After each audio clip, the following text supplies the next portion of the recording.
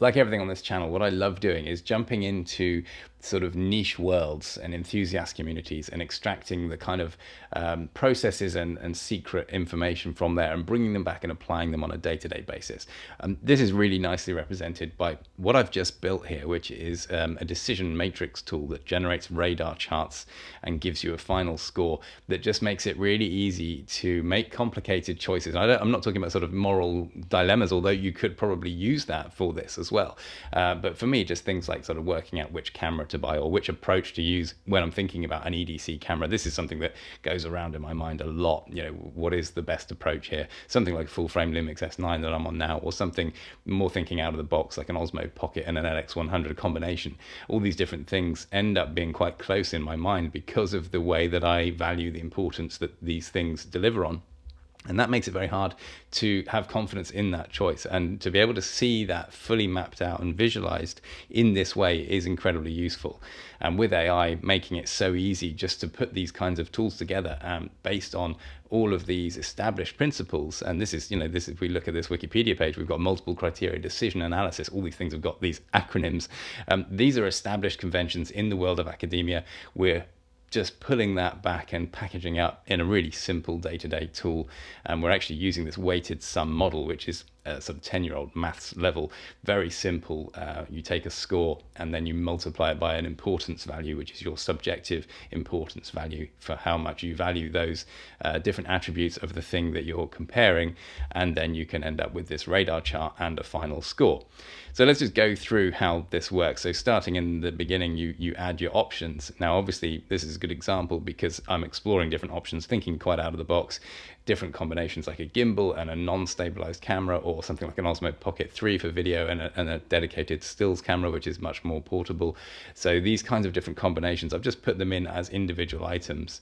And then I put in the criteria. So this is the criteria I'm first of all objectively measuring these options on, and then I'm going to apply my subjective importance weighting to those criteria to make this work. So we've just added all of these, and we can go ahead to the scoring, where we simply try and be as objective as possible to give these an objective score.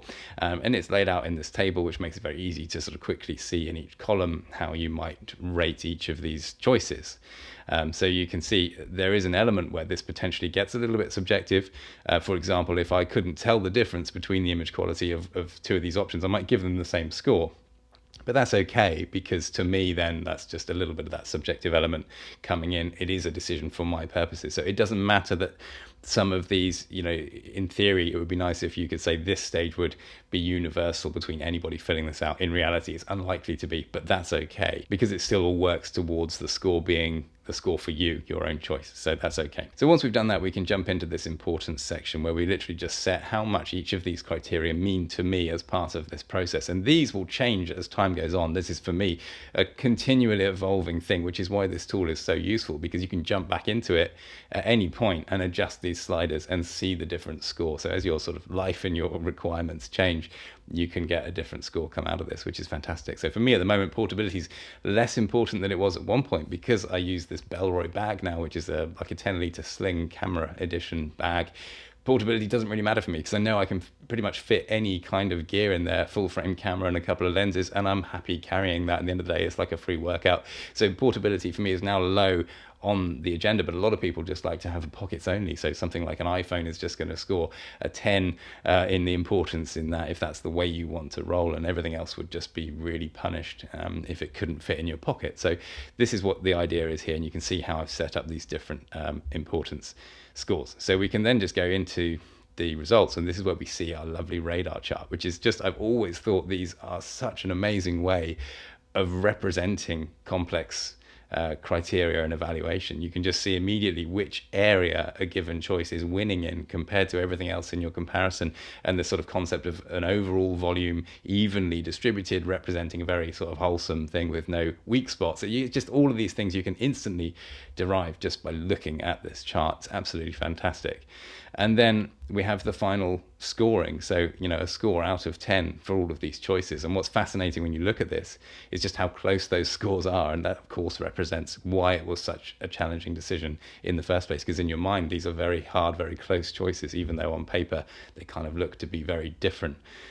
which is of course true, but because of the way you value the importance that each one of those offers, you end up with a very hard, very close decision. And it's very often the case that you'll see these numbers and they represent your intuition on it. I knew that the Lumix S9 was going to be a very interesting camera for me, and it is always the winner. No matter, even if I just sort of tweak those importance scores to sort of simulate different lines of thinking or different priorities that I might value in the future, the S9 keeps coming on the top of this. So this tool is available to members of all levels. There are different versions. There's a light version which is available to members of all levels, and this full version which has a sort of import and export options in there as well. It's actually fully powerful. You can use this as much as you like. Is available to master level members. But of course, this video is really just to demonstrate how easy it is now with AI to build little tools like this that use established conventions from the world of academia and science and all of these kinds of things, package them up and make them genuinely useful as real life tools that you can use every day. And it can just build this with no coding at all. So I think that in itself is fantastic. But if you don't want to get involved with that, feel free to become a member and use this version, or take this version and build on it for your own use. It's amazing to have access to this kind of power now. If you've enjoyed this video, check out the one on the screen now, and I'll see you there.